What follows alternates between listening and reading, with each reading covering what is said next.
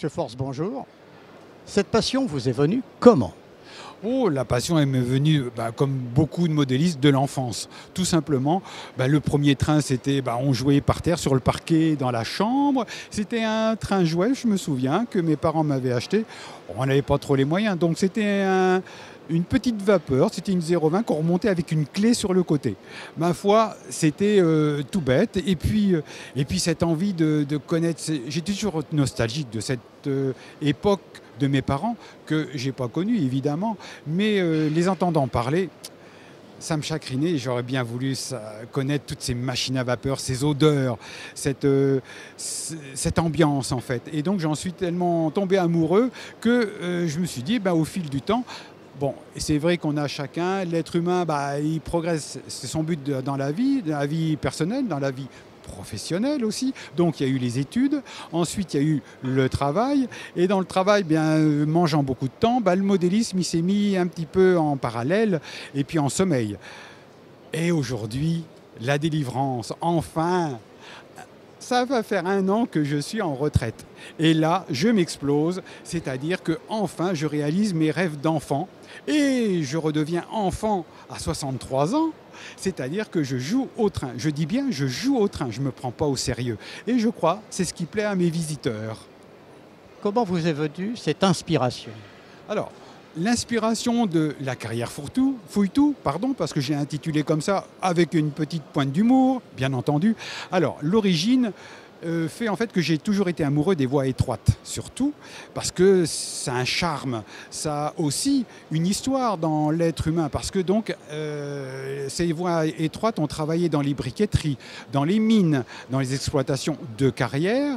Et pourquoi là j'ai représenté une exploitation de carrière? Tout simplement en mémoire à mon père qui est né à Videl, c'était dans l'ancienne Seine-et-Oise. Et là, Videl qui est au-dessus de Danemois ou Milly-la-Forêt, et donc proche des exploitations de sable qui étaient de Boron-Marlotte, Nemours, Fontainebleau. Donc, je suis parti de faits réels, existants à l'époque, et puis par la nostalgie de cette époque que je n'ai à nouveau pas connu évidemment, et puis en devoir de mémoire pour mon père, voilà, j'ai réalisé cette carrière Fouille-Tout et j'y ai mis, alors je suis parti de faits réels, mais surtout j'ai mis mon inspiration à moi, c'est-à-dire que je suis parti dans pardonnez-moi le terme, mon petit délire, tout simplement. Et mon but, je crois que j'ai réussi.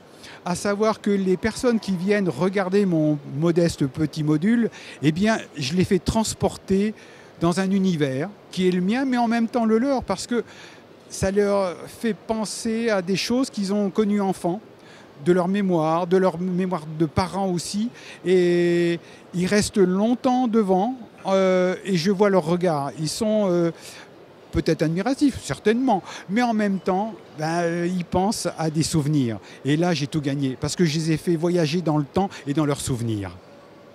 C'était la question que j'allais vous poser. On dit souvent que les modélistes sont les garants de l'histoire ou les garants du paysage ancien. Vous êtes d'accord? Les deux. Les deux, parce que, alors, je vais venir aussi à une petite technique. Moi, dans mes réalisations actuelles et futures, d'ailleurs, je fais comme dans la réalité. Je conçois déjà un paysage et j'y mets mon train. Tout simplement comme dans la réalité, ce que les hommes ont fait à l'origine quand il fallait faire passer le train. Donc il faut composer avec la nature. Je fais pareil. Et personnellement, j'aime bien tout ce qui est tortueux. J'aime bien qu'on devine le train, qu'il passe derrière des bosquets, des choses comme ça. Voilà, c'est ma finalité. Et tous mes modules, tous mes petits réseaux actuels et futurs seront dans cette conception. Réseau très beau, très réussi, avec énormément de détails. Combien de temps? Alors, je travaillais encore. J'y ai travaillé pour m'évader de la vie professionnelle de tous les jours, de mes rendez-vous de clients. C'est-à-dire que j'ai travaillé le soir, pas tous les soirs non plus, parce que comme c'est une passion, il ne faut pas qu'elle soit envahissante.